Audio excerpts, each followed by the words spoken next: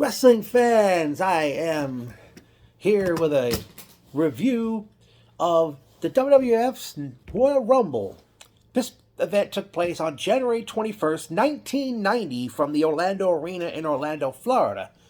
The show was commentated by Jesse the Body Ventura and Tony Schiavone, and when it came on the air, Ventura was donning Mickey Mouse ears and looked like a Mickey Mouse sweatshirt, and he had a goofy hat for Schiavone to put on, and Schiavone says, "I'll put it on later." And we get on with the matches. As we see, first it's tag team action to open up. We have Jock and Raymond, the fabulous Rougeau brothers, with their manager, Mouth of the South, Jimmy Hart, as they did battle with Luke and Butch, the Bushwhackers. At the beginning, Raymond offers a handshake to Butch, but Butch gets attacked anyway by Raymond. He throws him to the rope. Butch misses the clothesline. Raymond puts a sleeper hold on Butch.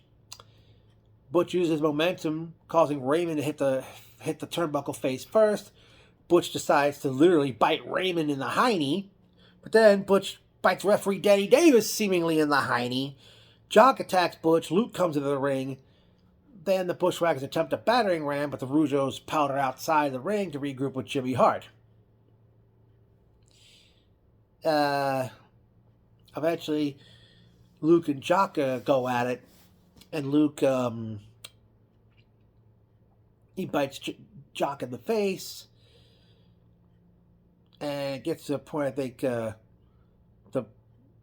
Butch clotheslines Jock from behind, and the Rougeaus powder a second time.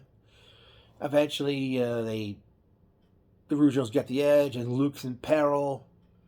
At one point, they lift Luke up and drop him throat first on the top rope. Raymond hits his savate kick on Luke. Rougeaus did some quick tagging in and out. Jock hits the ropes, attempts a splash, but Luke lifts up his knees, but then Butch finally gets the hot tag, and he's going on the warpath on both Rougeaus, seemingly. And then the Bushwhackers try to go for the battering ram again, but Jimmy Hart grabs Luke's leg, and Butch lets go of Luke and clotheslines. Was it Jock? I mean, Jock and Raymond are not twins, folks, but I can't really remember. But in the process, Jimmy Hart ends up in the ring. The Bushwhackers got him down on the mat. They're going to try to pull his pants off, and the Rougeau brothers each hit a drop kick. The Bushwhackers bump into each other, and I believe Raymond tried to schoolboy Butch, but he kicked out, and it caused referee Danny Davis. He wound up like outside on the floor. I think he was trying to dive down and make it count. Then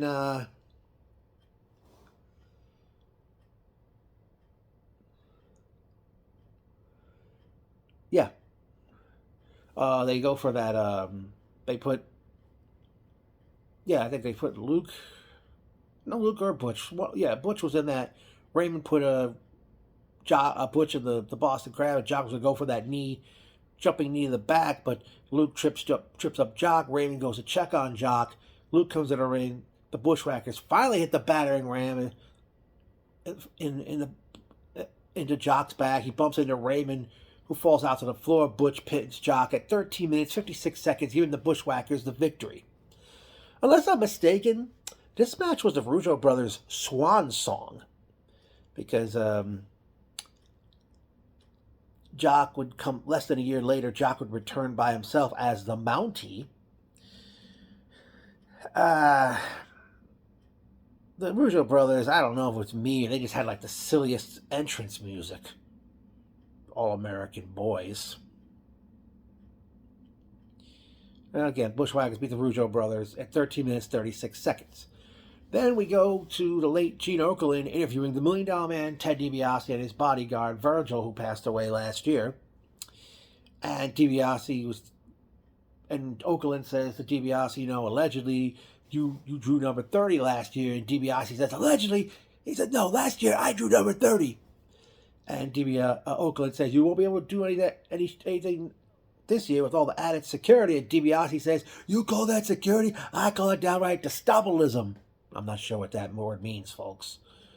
unless I misheard DiBiase on that one. And he says to Oakland, I didn't have time to draw my own number. Oakland says, wait a minute, you asked Virgil to draw a number. I didn't ask Virgil to draw a number. Virgil, I tell you to draw a number, tell him. No, shut up, don't say anything. You made a mistake. And DiBiase's got his number. And I can't believe this. Oakland says, wait a minute, what number you draw? He says, it's none of your business what number I drew. He says, we're going to find out sooner or later. DiBiase hands Oakland the number, and he says, this is the worst one. This is number 1. And DiBiase said he's going to win it despite entering at 1. And we go back to the ring, and it's time for our next match, which sees the Genius in a singles match. He reads a poem about his opponent, Brutus the Barber Beefcake. Genius, at the beginning, offers to shake hands with his left hand, but it doesn't happen. From the moment this match was announced on television, I knew what was bound to happen. And Tony Schiavone kind of spoiled or foreshadowed this match. Because Jesse Ventura was saying that Genius holds a victory over Hulk Hogan on Saturday night's main event. And he said that Beefcake better not take him lightly. And Schiavone came out of the blue and said, well, Mr. Perfect will probably end up out here hitting him over the head with something. So then, eventually, wow. At the beginning, damn, I'm trying to think what happened here. I forget what happened, but eventually the Genius, he powders out of the ring. He does a cartwheel on the floor, looks in the camera and says, I'm the smartest man in the world. Eventually, Genius went on the attack. He was mounted on a second rope and tries to hit a few right hands, but he gets hit with a inverted atomic drop. Genius powders outside again. And then all of a sudden, eventually, back in the ring, Genius tries to go on the attack, and he goes for what seemed like tried for flying something in the corner, but Beefcake was already out of the way. Then they do a test of strength, but it wasn't much of a test, and Genius was on his knees. Beefcake steps on Genius's hands, and then Genius tries to get out of the ring over the top rope, but Beefcake grabs his legs, and basically Genius winds up with a wedgie thanks to that top rope, powders out again, and then at one point, if you were watching live on pay-per-view, the fans were, Schiavone was saying on commentary, he said, the fans really on the case of the Genius, and because the crowd was chanting, it was a chant of a 6-letter F word that's not okay to say anymore, folks. Eventually, Genius gets an advantage. He hits a drop kick. Beefcake makes a comeback. Beefcake tries to go for the sleeper, but Genius counters by elbowing himself out of it. Puts up Beefcake in a headlock. And at that point, Beefcake pushes Genius off, and Genius bumps into referee Earl Hebner, who fell out through the ropes out to the floor. Genius continues the attack. Beefcake finally gets the sleeper, puts Genius to sleep, but still no referee. Beefcake goes out to the floor, gets his scissors, starts cutting the top of Genius's hair. But then, just as Tony Schiavone foreshadowed, Mr. Perfect comes in the ring, attacks Beefcake, gives him the perfect plex, grabs a chair from ringside. Perfect slaps Genius around to wake him up.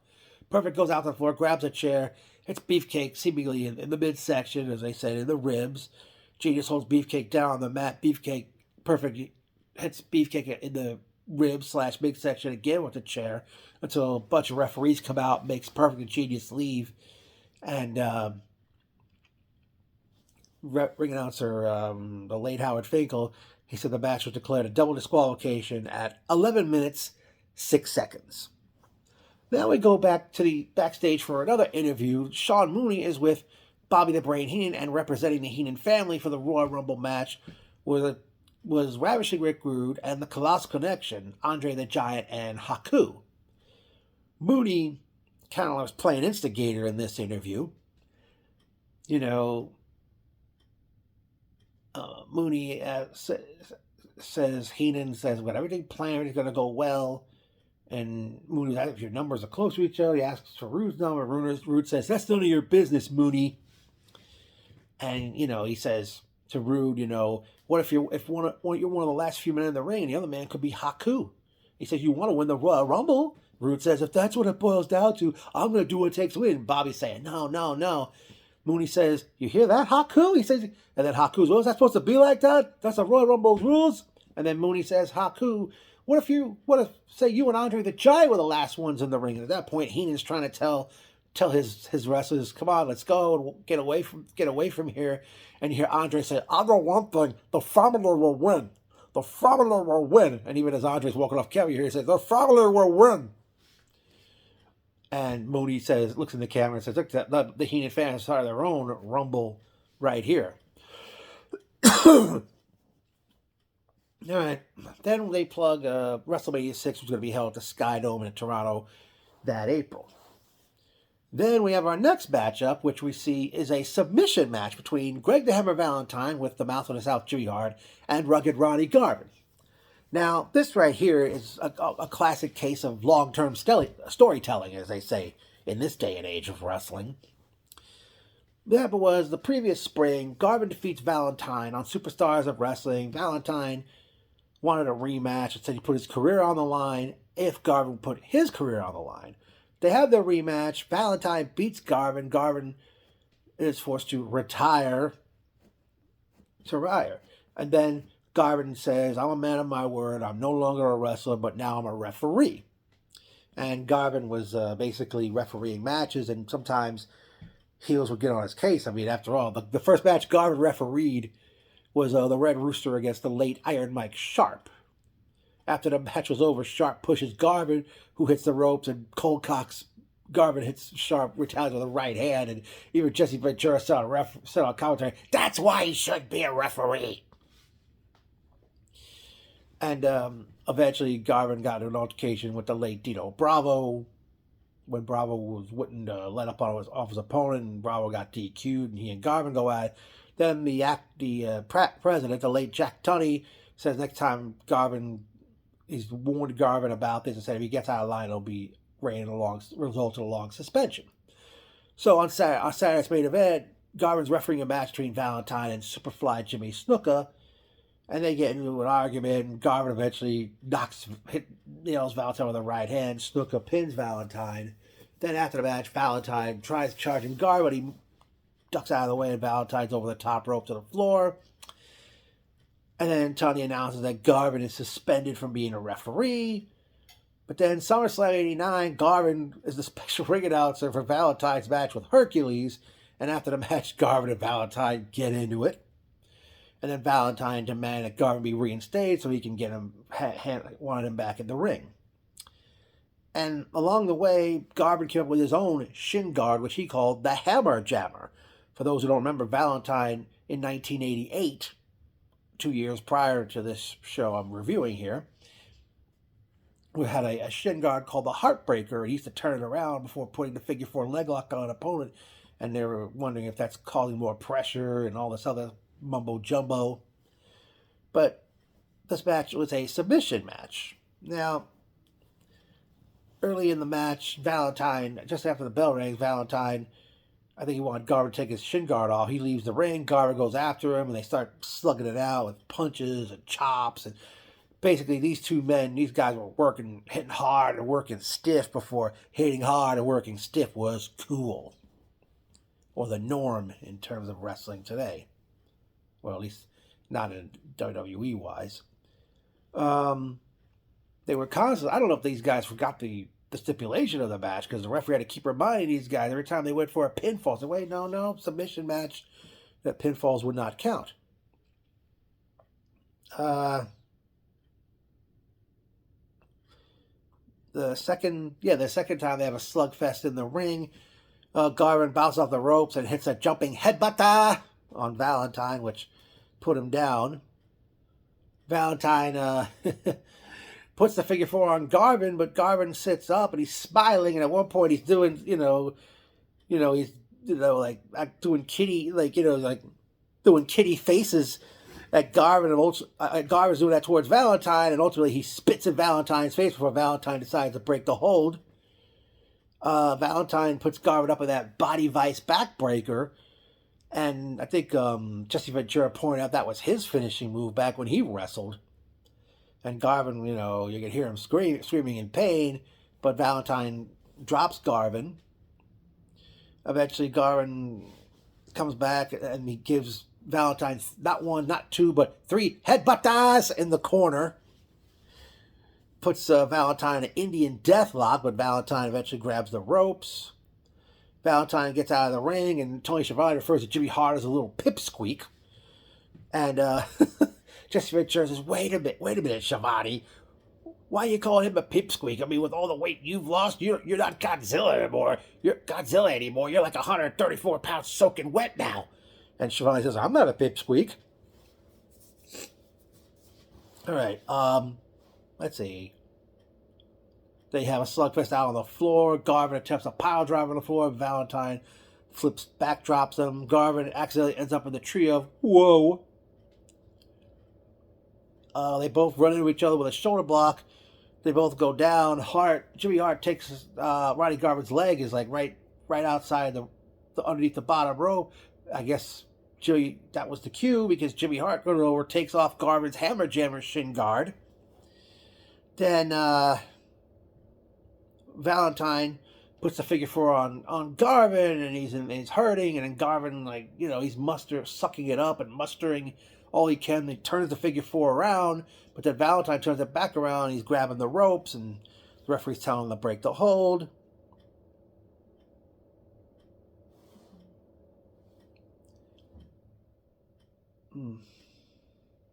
Valentine tries to jump off the top rope, but Garvin catches him and presses slams him off the top rope. Then Garvin takes off Valentine's heartbreaker, which is the shin guard Valentine wore, and eventually Garvin hits a right hand. Valentine's tied in the ropes.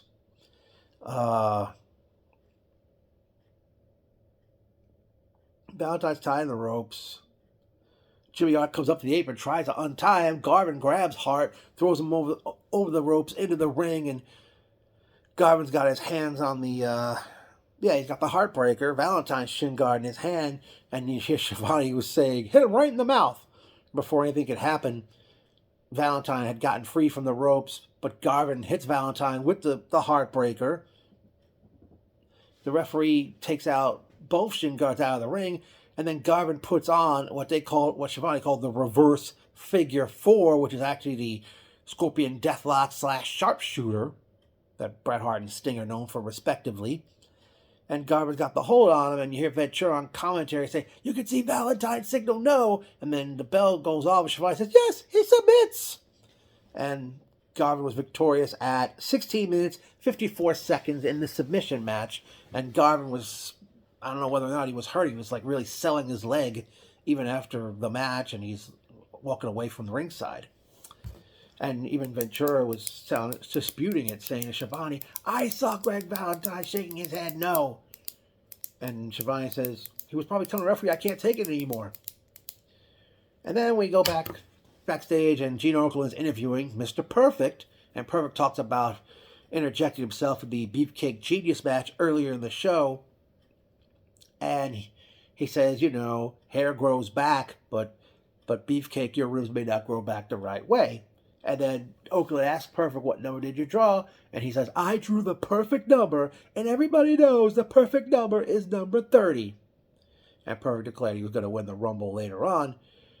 And then we go back to the ring, and it's time for the Brother Love show, where his first guest is Sensational Queen Sherry. And they talk about the word peasant, and they bring out Sweet Sapphire, who was a manager of the late Dusty Rhodes, and, they're kind of, Brother Love's asking Sapphire questions. Every time she tries to answer, she's pulling the microphone away from her, trying to answer it for her, asking her, do you travel with Dusty? I forgot what else the questions were. got to a point where Sherry,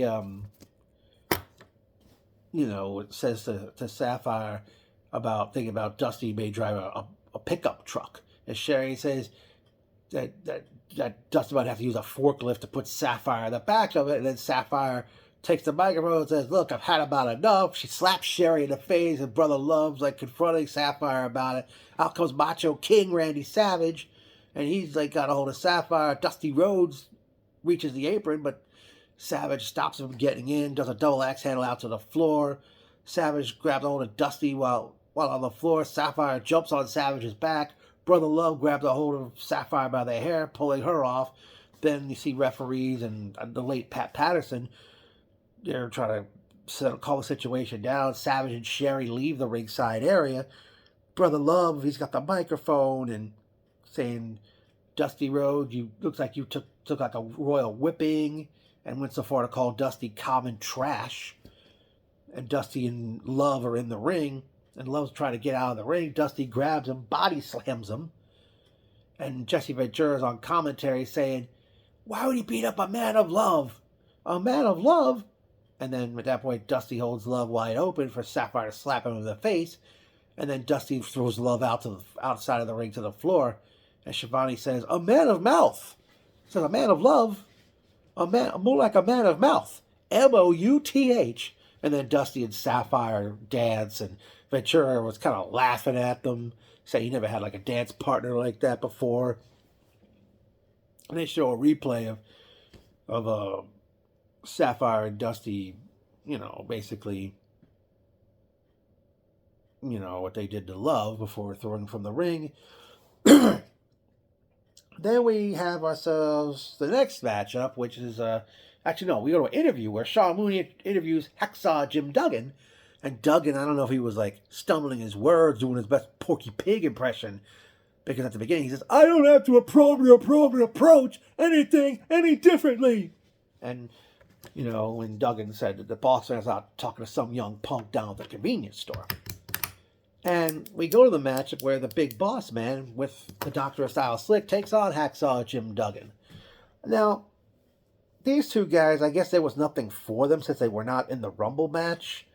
Because they got stuck facing each other because Duggan had just finished his series of matches with Macho King Randy Savage while Boss Man just came off his feud with Dusty Rhodes. And these two guys had a pretty good matchup here. Not sure if the first time they faced each other.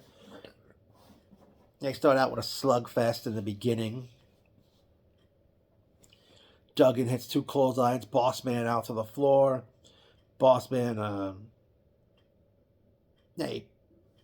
Duggan puts a headlock on Boss Man on the floor. Boss Man pushes Duggan to where he hits the ring post. Boss Man hits back of the ring. Boss Man hits a splash in the corner. Boss Man hits an enziguri along with a headbutt, double thrust to the throat. While Duggan was down, Boss Man had the referee occupied. Slick had a little chain. He's choking Duggan with it while he's down on the mat. Duggan makes a comeback. He eventually clotheslines Boss Man out of the ring. Duggan, I think, missed a charge in the corner, or Boss Man hit a clothesline. He missed a top rope splash. Duggan is slumped against the ropes. Slick comes up to the apron, grabs Duggan. Boss Man charges, but Duggan moves. Boss Man bumps into Slick on the apron. And Boss Man gets his nightstick, hits Duggan in the gut, and he's about to hit him in the head. The referee turns around and sees him using the nightstick, calls for the bell, and Duggan beats Boss Man by disqualification at 10 minutes, 22 seconds. But after the match, Duggan gets a hold of his 2x4, hits Boss Man in the back with it, taking him out of the ring. Then he hits Slick in the backside with it. Boss Man still furious. He grabbed two steel chairs and threw him into the ring. And Duggan opened one up and sat down in it before Boss Man and Slick finally left the ringside area. Then from there we have, as Shivani said, comments from some of the participants of the Royal Rumble. We hear from Dino Bravo and Earthquake, Demolition, Bad News Brown, Dusty Rhodes, the Rockers, Hercules, Rick Martel, Tito Santana, Jimmy Snuka, Akeem, and the Ultimate Warrior. Then the camera sees Ventura and Schiavone talk about the luck of the draw. Then they had more comments from other participants. We see Randy Savage, the Powers of Pain, Jake Roberts, the Hart Foundation.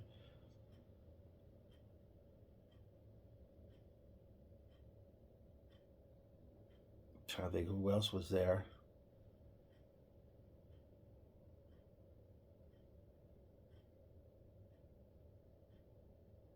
Wow. Whew.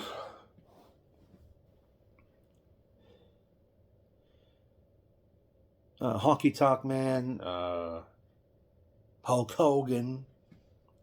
Who other comments we had?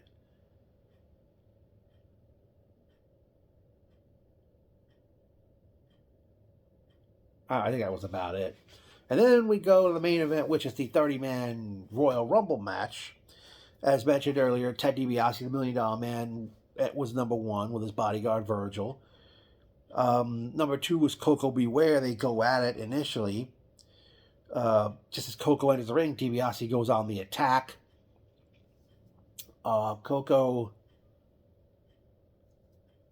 makes a comeback, but attempts a clothesline, but gets backdropped out of the ring, eliminating him. Then out comes number three, which is Marty Jannetty of the Rockers. He hits 2 drop kicks, charges DiBiase in the corner, but he gets met with a boot. Then he gets DiBiase with a clothesline, where Jannetty does a 360 flip.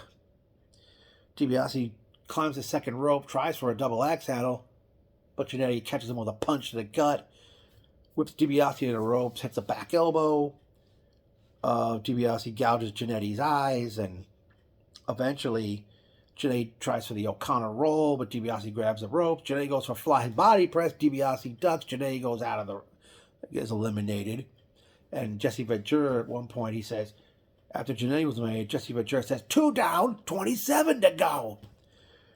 Then comes...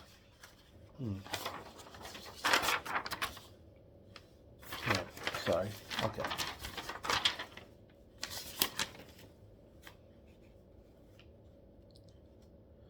Then comes number 4, which is DiBiase's rival at the time, Jake the Snake Roberts. And Jake is stopped, attacked as he comes in the ring. DiBiase body slams him on the floor, puts the $1 Million Dream on, uses momentum for DiBiase to hit the ring post. Both are in the ring. Jake hits a back body drop, does a short clothesline, tries for the DDT, but DiBiase backdrops him to thwart it. DiBiase hit DiBiase was doing shoulder blocks in the corner. He got caught with a knee lift. But out comes number 5, Macho King Randy Savage with Sensational Queen Sherry. They double team Jake until number 6, which is Rowdy Roddy Piper.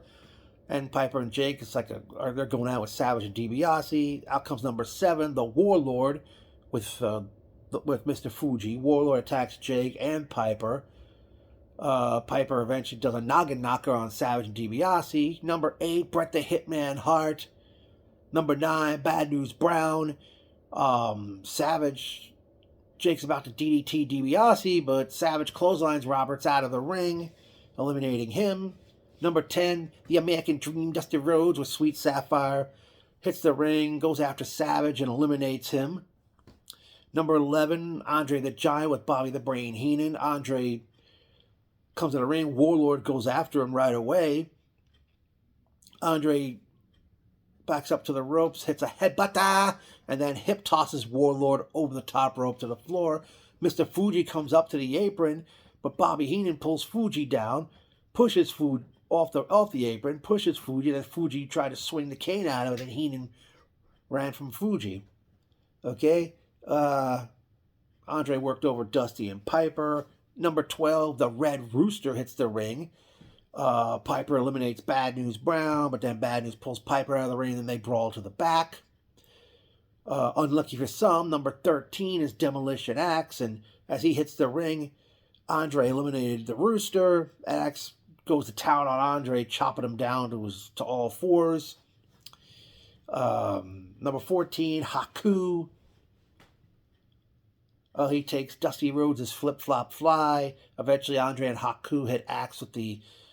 Haku hits that crescent kick on Axe while he's held by Andre, which is kind of like half of the Colossal Connection finish. All right. Entrant number 15 is Demolition Smash. Demolition and Colossal Connection are button heads. Out comes entrant number 16, Akeem the African Dream with the Doctor-style slick. Akeem hits the ring. He attacks Andre. Demolition hit a double clothesline on Andre. He goes down to a knee. I think he was trying to put himself over the top rope at that point. But as Andre goes down, the camera barely sees Dusty eliminating Bret Hart. Demolition attack Andre from behind, eliminating him this time. And then Demolition tries to eliminate Haku. Andre punches Axe in the face. Number 17 is Superfly Jimmy Snuka. He hits the ring, eliminates Akeem. Demolition's a double teaming Snuka until Haku intervenes. Snuka and Haku now smash with a double headbutt, and then they go at it with each other. Okay. From there, number 18, Canada's Strongest Man, Dino Bravo with the Mouth of the South, Jimmy Hart. Bravo and Haku are going at it first. Then Bravo has Dusty in the corner. He's giving him numerous headbutts on him. Number 19, Canadian Earthquake, hits the ring, eliminates Dusty, and eliminates Axe of Demolition. And then he's going at it with Haku. Number 20, Jim the Anvil Neidhart. He goes to Earthquake right away. Neidhart smash and Haku. You hear Neidhart clear as day say, "Get him up, get him up!" And then Snuka comes over to help, and then DiBiase comes over, and Bravo seemingly tried to help. He's trying to grab the guys that are trying to put Earthquake out, but Earthquake ends up falling to the floor and look like he hit the guardrail. And you hear Jimmy Hart clear as day trying to calm Quake down, saying, "It took five of them to get Quake out of there." All right. Number 21, the Ultimate Warrior. He hits the ring, eliminates Bravo. Warrior and Neidhart double team DiBiase, and then they attack each other. Number 22, the model, Rick Martel. He hits the ring. Haku eliminates Smash. Number 23, Tito Santana hits the ring, brawls with Martel right away. Number 14, the Honky Tonk Man with Jimmy Hart. Neidhart eliminated by DiBiase, Martel, and the Warrior, it looked like. Then Warrior eliminates DiBiase with a clothesline, and DiBiase, who entered the ring first, stood 40-something minutes in this match, and the crowd popped huge when not only when DiBiase got eliminated, but when Andre got eliminated, when a lot of the top baby faces came out. Then came number 25, Hulk Hogan, hits the ring, eliminates Snuka, then he eliminates Haku. Tito tries to eliminate Martel, puts him over the top rope, but Warrior gets behind Tito and pushes Tito out of the ring. Number 26, Shawn Michaels hits the ring. Hogan eliminates the Honky Tonk Man, and Warrior eliminates Michaels, who only lasted 5-6 seconds in the ring. Then Warrior eliminates Martel, and then with Hogan and Warrior alone in the ring, the crowd erupted, and they went at it until they hit each other with a double clothesline. They're both down. Number 27, the Barbarian hits the ring, attacks both men while they're prone. Then in number 28, a premature Ravishing Rick Rude came out because the 10-second clock appeared on the screen after he hit the ring. Barbarian and Rude, they try to put Warrior out of the ring, but Hogan hits a double clothesline. Warrior gets eliminated. Then Warrior comes back in the ring, attacks Rude and Barbarian before leaving the ring altogether. Number 29, the Mighty Hercules hits the ring. And then number 30, Mr. Perfect hits the ring. Barbarian attacks a Mafia kick on Hercules, but he accidentally kicks Rude. And then Hercules backflips Barbarian to eliminate him. Perfect drop kicks Hercules. Rude clotheslines Hercules to eliminate him from the match. Rude and Perfect double team Hogan until... Well, actually, they double team Hogan. At one point, Rude steps on Hogan's hand. Rude tries for a forearm. Hogan moves out of the way. Perfect takes the forearm from Rude. Goes through the ropes out to the apron. Hogan throws Rude to the ropes. Perfect pulls down the top rope, eliminating Rude. Hogan and Perfect are left alone. Perfect eventually does the Perfect Plex. But then Hogan hulks up, or as I call it, the adrenaline crap. He goes after... He punches perfect a few times, slingshots him into the ring post, 2 clotheslines, then dumps him over the top rope to eliminate him. Wins the Royal Rumble at 58 minutes, 46 seconds.